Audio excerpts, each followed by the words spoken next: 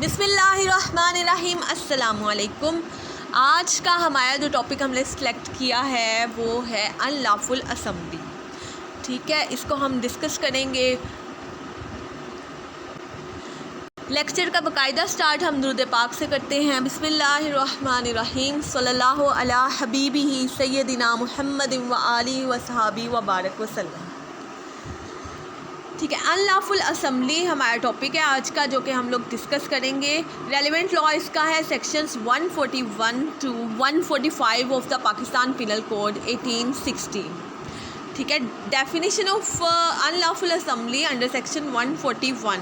अच्छा, unlawful assembly का वैसे जनरल मीनिंग क्या है? वो है कि मजमा खिलाफ़े कानून। अगर हम लोग उर्दू की पीपीसी देखें ना, तो उसमें लिखा हुआ है कि अनलॉफुल असेंबली का मतलब है कि मजमा खिलाफ़े कानून, यानी कि इकट्ठा होना खिलाफ़े कानून। ठीक है, अनलॉफुली असेंबल होना उसको कहते हैं कि अनलॉफुल असेंबली, अगर हम लोग सिंपल देखें। ठीक है, अब इसके हम लोग 141 के तहत जो डेफिनेशन प्रोवाइडेड है वो बड़ी कम्प्रीहेंसिव डेफिनेशन है और प्रोवाइड कर रहे हैं कि एन असेंबली, ठीक है, असेंबली यानी कि मजमा है ऑफ 5 और more persons.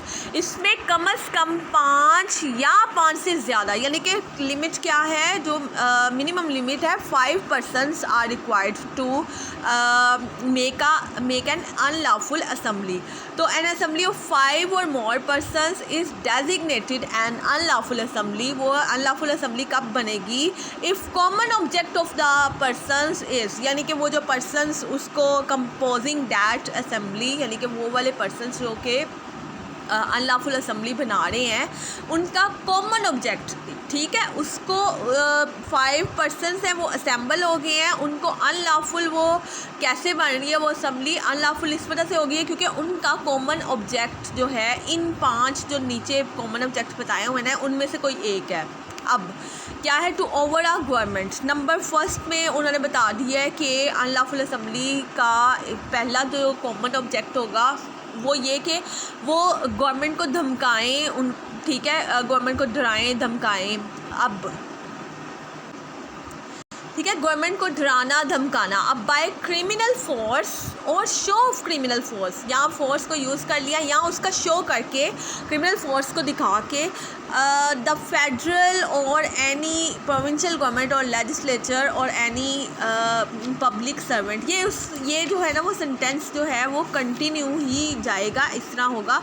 To overawe by criminal force, ठीक है, और show of criminal force the federal और एनी प्रोविंशियल गवर्नमेंट। ठीक है, यहाँ पर इस तरह आएगा। ठीक है, ये इस तरह आएगा। To overawe by criminal force और show of criminal force the federal और प्रोविंशियल गवर्नमेंट और लेजिस्लेचर और एनी पब्लिक सर्वेंट। ठीक है, किसी भी पब्लिक सर्वेंट को डराना धमकाना, गवर्नमेंट को डराना धमकाना क्रिमिनल फोर्स को यूज़ करके या उसका शो करके। ठीक है, नेक्स्ट जो सेकंड इसका ऑब्जेक्ट कॉमन ऑब्जेक्ट होगा वो to resist the execution of law. अब जो लॉ एग्जीक्यूट कर रहा है एजेंसी जो भी है वो, ठीक है, लॉ की एग्जीक्यूशन में रुकावट डालना, ठीक है, उसको to resist the execution of law और एनी लीगल प्रोसेस, या कोई भी लीगल प्रोसेस, ठीक है, उसकी रुकावट, उसकी एग्जीक्यूशन में रुकावट डालना। नेक्स्ट इसका जो नंबर 3 पे कॉमन ऑब्जेक्ट हो सकता है वो है टू कमिट मिसचीफ और क्रिमिनल ट्रेसपास। अब मिसचीफ भी 425 से ऑनवर्ड्स जो सेक्शंस हैं उनमें दिया, और क्रिमिनल ट्रेसपास भी 441 से ऑनवर्ड्स जो सेक्शंस हैं उनमें डील कर रहा है, वो भी हम लोग इन डिटेल पढ़ लेंगे। तो ये भी उनका कॉमन ऑब्जेक्ट हो सकता है जो 5 और मोर पर्सनस असेंबल हुए हैं कि वो कमिट करें मिसचीफ या फिर क्रिमिनल ट्रेसपास को। नेक्स्ट जो 4th ऑब्जेक्ट कॉमन ऑब्जेक्ट हो सकता है वो ये है कि to obtain possession by force. अब किसी चीज़ की पोजेसन जो है, कब्ज़ा लेना, वो जबरन फोर्स के साथ जो है वो किसी चीज़ की पोजेसन लेना, जैसे by means of criminal force और show of criminal force to any person to take और obtain possession of any property. ठीक है, किसी भी पर्सन को दिखा रहे हैं शो ऑफ क्रिमिनल फोर्स करके, या फिर वो क्रिमिनल फोर्स के ज़रिए से, ठीक है, वो कब्ज़ा लेना चाहते हैं किसी प्रॉपर्टी का। और to deprive any person of the enjoyment of a right of way. ठीक है, राइट ऑफ वे जैसे कि ईजमेंट है हमारा, ठीक है, ईजमेंट राइट होता है, तो ईजमेंट राइट को एंजॉय करने से रोकना। किसी पर्सन को महरूम करना, और द यूज़ ऑफ वाटर और other incorporeal right of which he is in possession और इन्जॉयमेंट, ठीक है, या पानी के इस्तेमाल से रोकना, या कोई दूसरा गैर मादी राइट। इनकॉर्पोरियल का मतलब गैर मादी, जो कि नज़र नहीं आ रहा, जैसे कि इंटेलेक्चुअल प्रॉपर्टी राइट्स हैं, कॉपी राइट्स, ठीक है, पेटेंट। तो ये जो चीज़ें हैं इनकॉर्पोरियल राइट, कोई भी दूसरा, of which he is in possession और इन्जॉयमेंट, जो कि वो उसके कब्ज़े में है या फिर इंजॉय कर रहा है वो, और टू इन्फोर्स एनी राइट और स्पोज राइट, यानी कि कोई उसका राइट है या फिर उसका स्पोज राइट है उसका, तो उसको भी इन्फोर्स करवाने के लिए जो है वो क्रिमिनल फोर्स यूज़ करना, ठीक है। इस तरह से फोर्स के यूज़ से या फोर्स के शो से ये चीज़ें सारी, पोजेशन लेना या फिर किसी को डिप्राइव करना उसके राइट्स एक्सरसाइज करने से, ठीक है, या फिर इन्फोर्स करवाना कोई राइट या स्पोज राइट को। नेक्स्ट जो फिफ्थ और लास्ट इसका कॉमन ऑब्जेक्ट हो सकता है अनलॉफुल असेंबली का, वो ये है कि टू कंपेल एनी पर्सन, किसी पर्सन को मजबूर करना।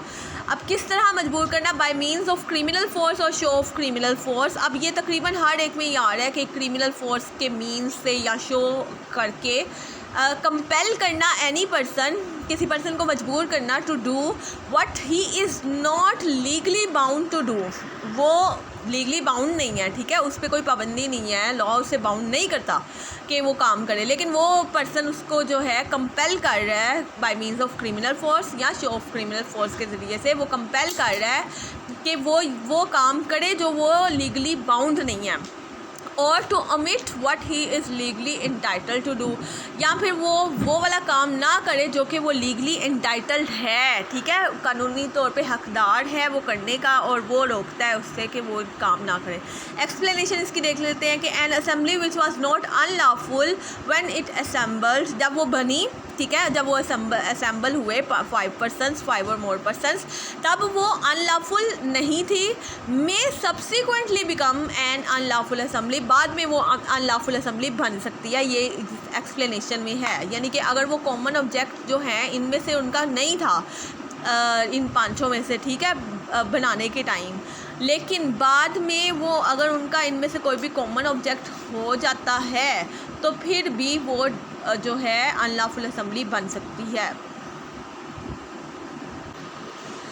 ठीक है। Being member of unlawful assembly under section 142, अब 142 बता रहा है कि मेंबर होना अनलॉफुल असेंबली का कैसा है। whoever being aware of facts which render any assembly an unlawful assembly, अब यानी कि कौन से फैक्ट्स, ज़ाहिर सी बात है वो पता है उसको कि इस जो असेंबली का है वो कॉमन ऑब्जेक्ट इन 5 में से, जो ऊपर हम लोग पढ़ चुके हैं 141 में जो बताए हुए हैं, उन 5 कॉमन ऑब्जेक्ट्स में से कोई एक उनका जो है वो कॉमन ऑब्जेक्ट है और वो अनलॉफुली असेंबल हुए हैं या फिर वो सब्सिक्वेंटली अनलॉफुल असेंबली बन गई है। ये चीज़ जानते हुए भी वो इंटेंशनली ज्वाइन कर लेता है डैट असेंबली और कंटिन्यूज इन इट, यानी कि इंटेंशनली ज्वाइंस डैट असेंबली, यानी कि वो पहले से थी अनलॉफुल असेंबली, उसको ज्वाइन कर लेता है, और कंटिन्यूज इन इट यानी कि पहले जब उसने असेंबल हुए हैं वो अनलॉफुल नहीं थी लेकिन वो अनलॉफुल हो गई तब भी वो कंटिन्यू कर रहा है उस पर, तो is said to be a member of unlawful assembly, तो वो उसका मेंबर कहलाएगा।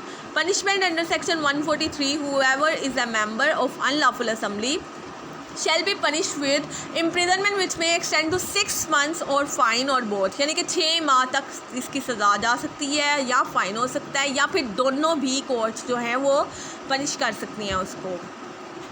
नेक्स्ट है joining unlawful assembly armed with deadly weapon, ठीक है, डेडली वेपन्स मोहलिक जो हथियार हैं उनके साथ वो जो है, ठीक है, उनसे मसला जो है आर्म्ड विद है deadly weapon, joining unlawful assembly armed with deadly weapon under section 144, whoever being armed with any deadly weapon or with anything which used as a weapon of offense is likely to cause death is a member of an unlawful assembly shall be punished with, ठीक है, अगर वो unlawful assembly का member बना है, वो वाली unlawful assembly जो कि आर्म्ड विद डेडली वेपन्स है, तो फिर उसकी पनिशमेंट 2 साल तक जा सकती है या फ़ाइन हो सकता है या उसको दोनों सज़ाएं भी दी जा सकती हैं।